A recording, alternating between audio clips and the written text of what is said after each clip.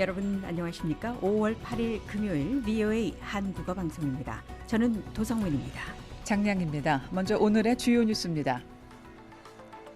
미국과 이란이 파키스탄의 중재 아래 간접 협상을 이어가고 있습니다. They want to make a deal. We've had very good talks over the last 24 hours, and it's very possible that we'll make a deal. 트럼프 대통령은 최근 협상에 진전이 있었다며 합의 가능성을 언급했습니다. 백악관이 새 대테러 전략 문건에서 한국을 일본, 호주와 함께 주요 대테러 파트너로 명시했습니다. 백악관이 트럼프 대통령의 북한 김정은 국무위원장과의 조건 없는 대화 의지를 다시 확인했습니다. 여러분께서는 지금 VOA 한국어 방송을 함께하고 계십니다. 오늘 VOA 한국어 방송 1부에서는 먼저 오늘의 뉴스 들으시고 인터뷰 순서에서 러시아에 파견된 북한 노동자들의 인권 실태를 지적한 네덜란드 헤이그에 있는 국제인권단체 글로벌 라이츠 컴플라이언스의 김예지 북한 자문의 이야기 들어보겠습니다. 그리고 이어지는 뉴스 해설 익스플레이너 오늘은 신용카드에 관해서 알아봅니다.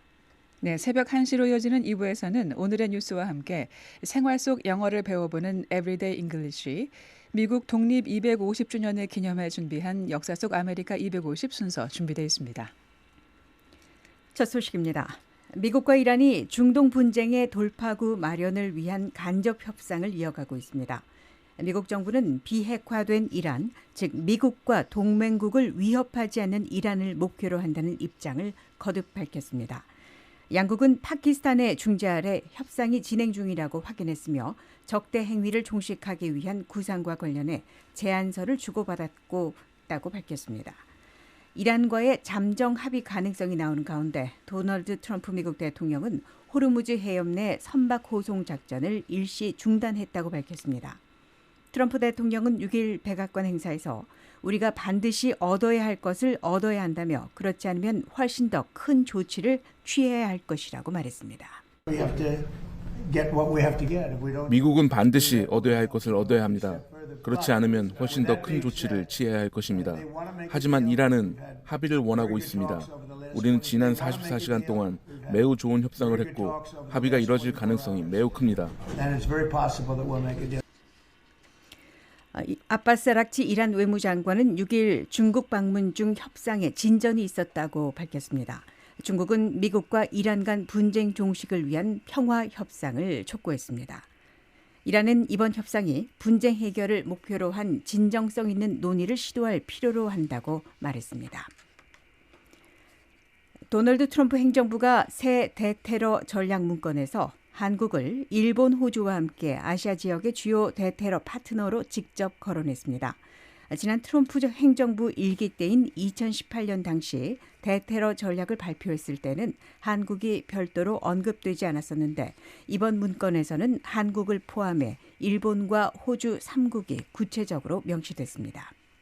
백악관이 6일 공개한 미국 대테러 전략 2026에 따르면 미국은 아시아가 이슬람주의 이념 확산과 테러리스트 모집, 그리고 미국 본토와 일본, 한국, 호주 등 파트너를 겨냥한 공격 자금 조성의 중심 지역이라고 밝혔습니다.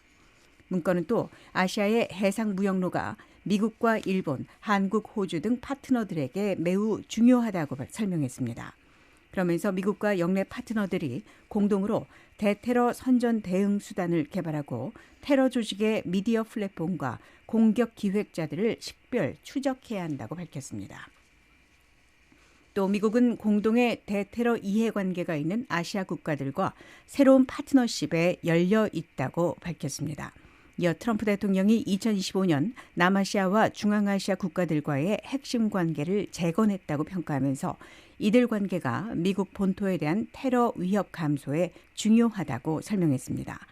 문건은 또 알카에다와 이슬람 국가가 아시아 여러 지역에서 활동하고 있다고 밝혔습니다. 여러분께서는 지금 VOA 한국어 방송을 함께하고 계십니다.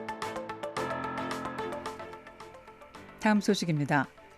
백악관이 트럼프 대통령의 북한 김정은 국방위원장과의 조건 없는 대화 의지를 다시 확인했습니다. 미중 정상회담을 앞두고 북한 문제가 어떤 방식으로 논의될지 주목됩니다. 용민우 기자가 보도합니다. 백악관은 미국 정상회담 가능성과 관련해 도널드 트럼프 대통령의 김정은과의 대화 의지를 다시 한번 강조했습니다. 백악관 관계자는 7일 다가오는 미중 정상회담에서 향후 북한과의 잠재적 관여를 위해 중국과 관련 논의를 진행하고 협조를 요청할 계획이 있느냐는 VOA의 질의에 트럼프 대통령은 전제 조건 없이 언제든지 김정은과 만날 용의가 있다고 답했습니다.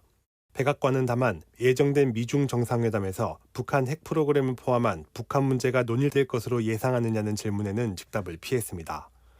앞서 김민석 한국 총리는 지난달 13일 백악관에서 트럼프 대통령과 면담한 뒤 트럼프 대통령이 김 위원장을 만나는 건 참 좋다. 이번 중국 방문식일 수도 있지만 아닐 수도 있고 그 이후일 수도 있다고 말했다고 전한 바 있습니다.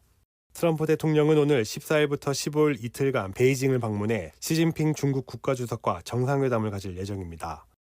이번 회담은 북한과 이란, 타이완 문제를 둘러싼 미중 간 긴장이 지속되는 가운데 개최됩니다. 특히 중국은 북한의 최대 교역국으로 지난달에는 왕이 중국 외교부장이 방북해 김정은과 회담한 바 있습니다. 트럼프 대통령은 첫 번째 임기 중인 2018년과 2019년 김정은과 3차례 정상회담을 가졌으나 비핵화 협상은 최종 합의에 이르지 못했습니다. VOA 뉴스 용민우입니다. 다음 소식입니다.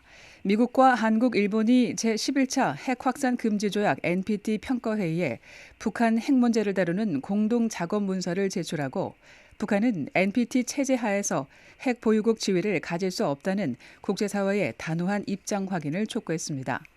3국은 최근 제출한 공동 작업 문서에서 북한은 NPT 체제의 혜택을 누리다가 탈퇴를 선언하고 핵무기와 기타 대량 살상무기, 탄도미사일 프로그램을 공개적으로 계속 개발한 유일한 사례라며 국제사회가 북한 핵 문제를 다루는 방식이 글로벌 비확산 체제의 초석인 NPT 체제의 신뢰성과 완전성에 직접적인 영향을 미친다고 강조했습니다.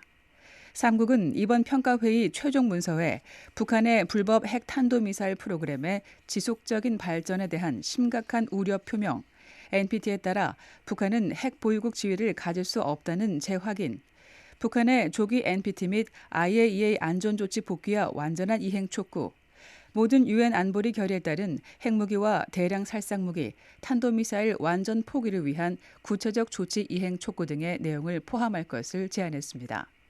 아울러 북한 비핵화를 종결된 사안으로 지지하거나 수용하는 발언이나 행동에 대한 우려도 명시할 것을 요청했습니다.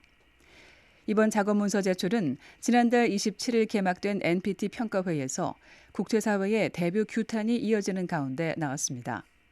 앞서 미국의 크리스토퍼 여 국무부 군비통제 비확산 담당 차관보는 일반 토의에서 북한이 유엔 안보리 결의들을 위반하며 대량 살상무기와 탄도미사일 프로그램을 계속 추구하고 있다고 비판했습니다.